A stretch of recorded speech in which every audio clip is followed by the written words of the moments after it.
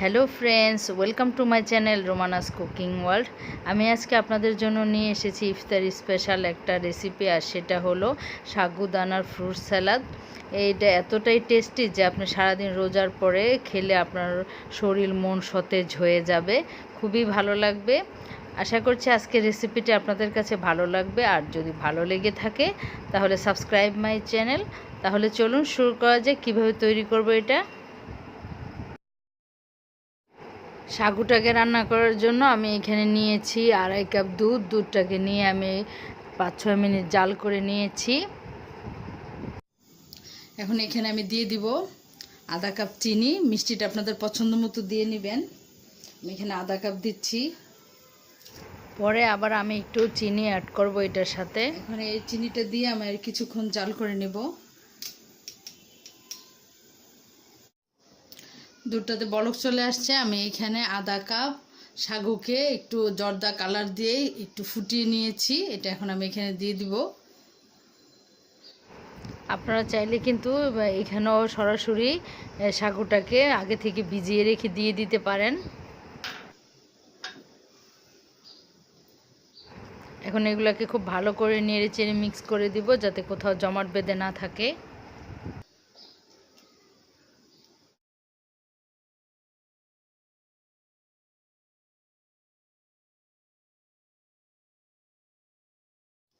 এটাকে আমি কিছুক্ষণ জাল করে একটু ঘন করে নেব।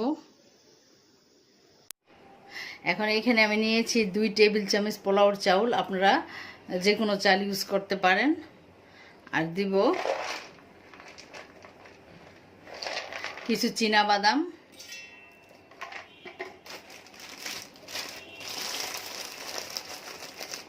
দিব কিছু আমন্ড স্লাইস।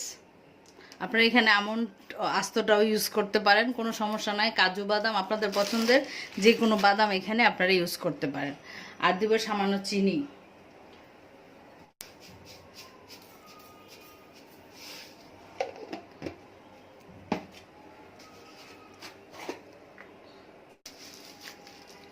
আর দিব স্যাফরন।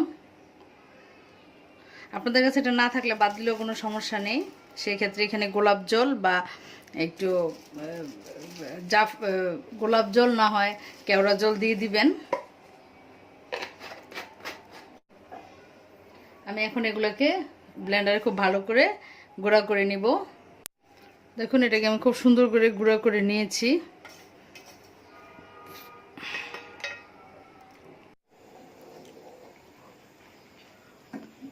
এখন এটার মধ্যে আমি দিয়ে দিব একটু এলাচির গুঁড়া।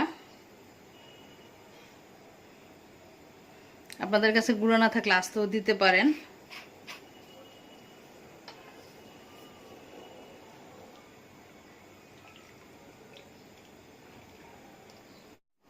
এখন এটাকে আমি একটু পানি দিয়ে একটা স্মুথ ডো বানিয়ে নেব, যাতে গরম ইয়ার মধ্যে দিলে যাতে জমে না যায় সেজন্য। পানি দিয়ে আমি এটাকে গুলিয়ে নিয়েছি। এখন আমি সেই সাগুর মধ্যে দিয়ে দিব। এখন এটার মধ্যে দিয়ে দিব,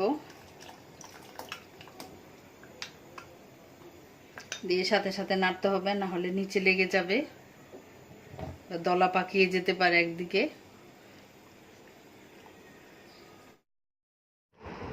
এখন এটাকে খুব ভালো করে জাল করে সিদ্ধ করে নিব, যাতে চালটাও ভালো করে সিদ্ধ হয়ে যায়।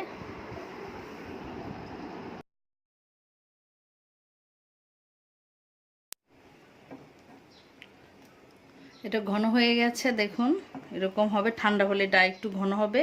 তো এখন আমি চুলাটাকে অফ করে দিব এবং ঠান্ডা করে আমি এটা ফ্রিজে ঠান্ডা করে নেব।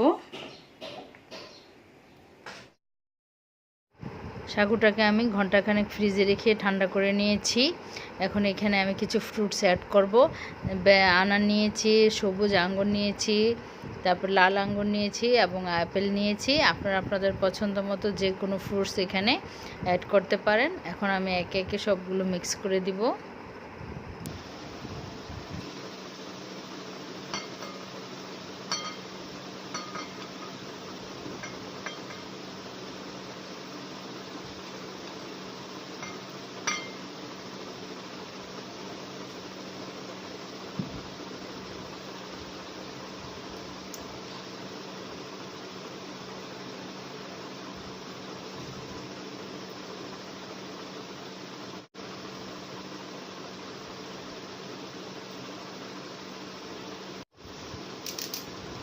আমি এখন এরকম গ্লাসে সার্ভ করব। আপনারা আপনাদের পছন্দ মতো যে কোনো কিছুর মধ্যে বাটিতেও নিয়ে সার্ভ করতে পারেন।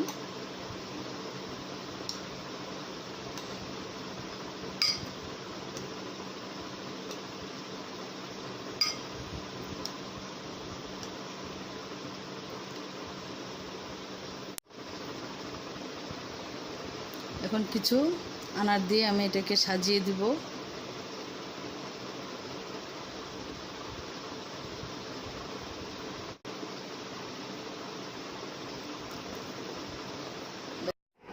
তৈরি হয়ে গেল সাবুদানার ফ্রুট স্যালাদ।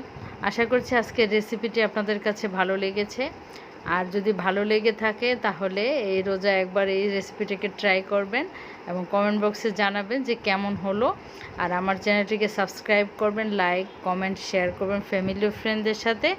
আজ এই পর্যন্তই। অনেক ধন্যবাদ ভিডিওটি দেখার জন্য। আবার ফিরে আসবো কোনো নতুন রেসিপি নিয়ে। সে পর্যন্ত সবাই ভালো থাকবেন। আল্লাহ হাফেজ।